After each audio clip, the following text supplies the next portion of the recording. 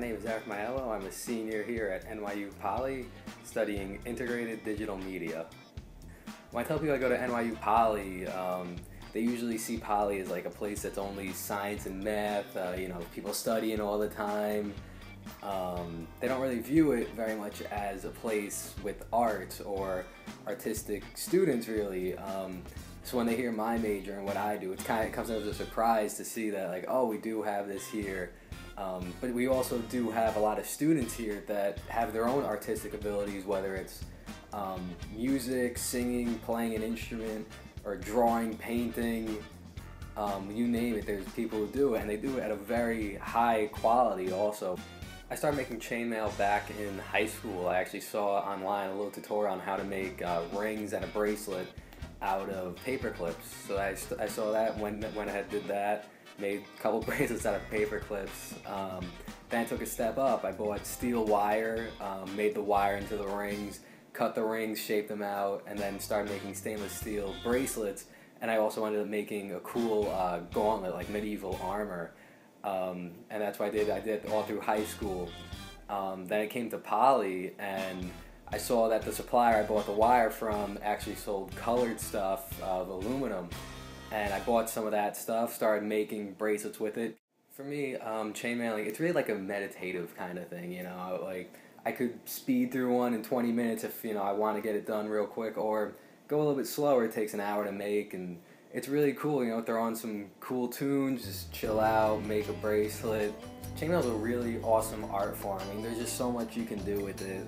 Like I said, I did the gauntlet, the armor piece. I'm working actually on a full helmet too, which I would like to finish at some point. That'd be a lot of fun to have. Then, you can do the bracelets, necklaces, anklets. You could do earrings, pendants. You can even string a whole bunch together, and you can make like a painting. If you have different colored rings, you could weave them together to make certain kinds of patterns and stuff. So it's really a very expansive art form, and you could do whatever. I've seen sculptures too of, like, even this guy made a full-on dragon out of a whole bunch of rings, and that was really cool too. So really, you could do so much with these things, and the more you look at it, the more you piece it together, the more stuff you enable yourself to do.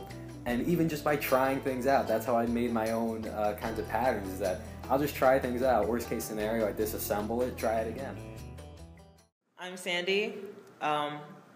I'm a chemical and biomolecular engineering major, and I'm a sophomore.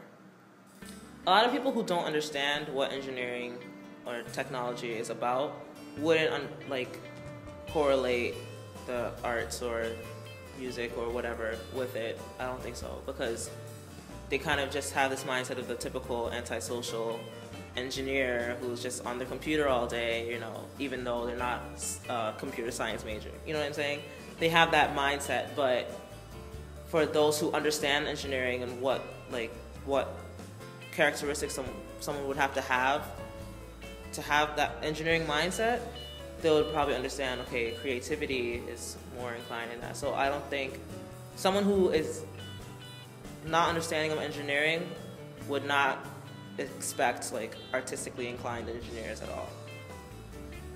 I was actually really surprised after coming here at how many artistically inclined students we have here. There are so many students into music who are in artists and drawing and painting, and who dance, and who we have break dancers. We have people who rap, and it's wow, the kind of thing you'd expect at Tisch, and they're at Poly, which is cool. I sing and I play the guitar. I've been playing for 3 years. I started as a junior in high school, so about 3 years. My high school actually offered a guitar class, beginner's guitar class, and I loved it and kind of went on from there, yeah. I do end up performing a lot, and for just various things. I play for my church fairly often. Just anything going around here, basically, I play for. I'm also part of the Navigators, so when we have our Nav nights, our general body meetings, for worship time, or when we're singing songs or whatever, I actually play the guitar for that. So yeah, I perform fairly on at least a weekly basis then. it's always just whatever song I feel comes to mind is what I play. So if I'm really stressed out, then I like to play like softer songs, and it like soothes me, you know. Or if I'm angry at something, I tend to play not angry songs, but just like, you know, more powerful songs, or just it tends to capture emotion, and just to like when you finish the song and you know that you played it well, it calms you down, you know? So it's a great way to like to relieve emotions. Is my outlet, I guess. When you have that thing, that outlet, like playing music or drawing or whatever, like sports or what have you, like it's that way of showing your emotion, or like where some people will be able to tell people, I'm sad, I am upset, I am happy. Like that is my way of, in what song I'm playing or how I'm playing or the way I'm singing it, you know. It's just the way that I relieve my stress. So I would say a lot of people do it for the same reason. I would think so. My name is Allison Munson. I'm a third year at NYU Poly, and I major in sustainable urban environments. I think most of the time when I introduce myself to people outside of NYU, they see me in some sort of artistic sense, so they're not too surprised. But they're definitely surprised at the magnitude of like how much art like an engineer student can do and can enjoy. I don't think they think that NYU Poly even has arts. I'm sure they think that a couple of students here and there might have artistic talents, but I don't think it registers in their brain. They kind of have arts reserved for the Tisch students, so anybody who's not a Tisch student isn't an artist. I've been swing dancing for 5 years. I started swing dancing because of my youth pastor, actually, in high school. She learned how to swing dance when she was about 24 and just said, guys, this is the most amazing thing ever, you have to come learn it. And she found an instructor, and the instructor came to our youth group like an hour before youth group every week for about a month and taught us how. And I got hooked on it. So I did the flash mob in Central Park last summer. That was awesome. That was an NYC-wide experience. So there was probably 40 people, I think, in the whole mix, and I got roped into it last minute because they needed an extra couple to fill in a spot. I did one rehearsal with them, and then the next week we did the flash mob in Central Park. It's just really active, and it's a great community. Compared to other social dances, it's a really awesome way to kind of show your true colors. A surprising number of engineers actually are in swing dancing.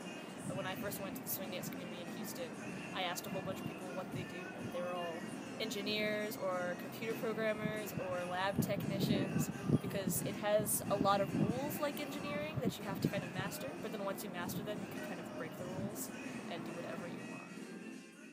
My name is Isabel. I'm currently a senior majoring in chemical and biological engineering at NYU Poly. If someone if they know what Poly is, you know, if they know that Poly is an engineering school, then definitely if you tell them, oh, I'm majoring,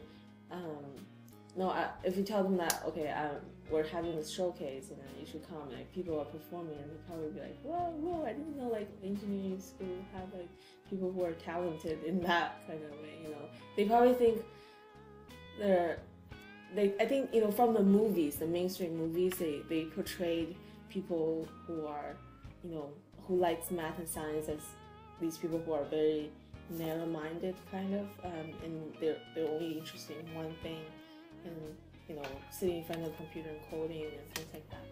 So they definitely wouldn't be able to know that a computer science major could be a genius in music composition. I came from China 7 years ago, and when I was in China, I had nothing to do with science. I was very much involved with art. When I first came here, you know, like I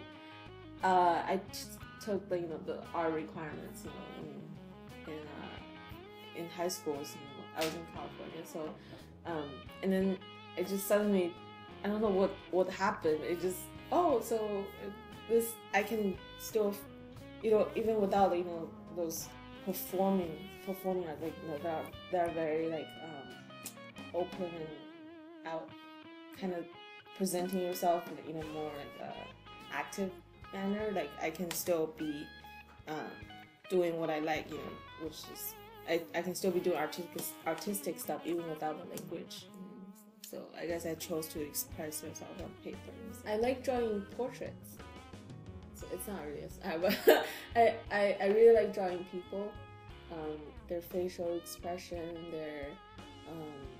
their like, especially eyes. I really like drawing eyes, and there's no limit. That's what I love about like drawing too. Like if you're singing or dancing, I guess you're constrained by space and by stuff around you, but if you just give me a pen and pencil, I can be drawing anywhere I want, and anything I want.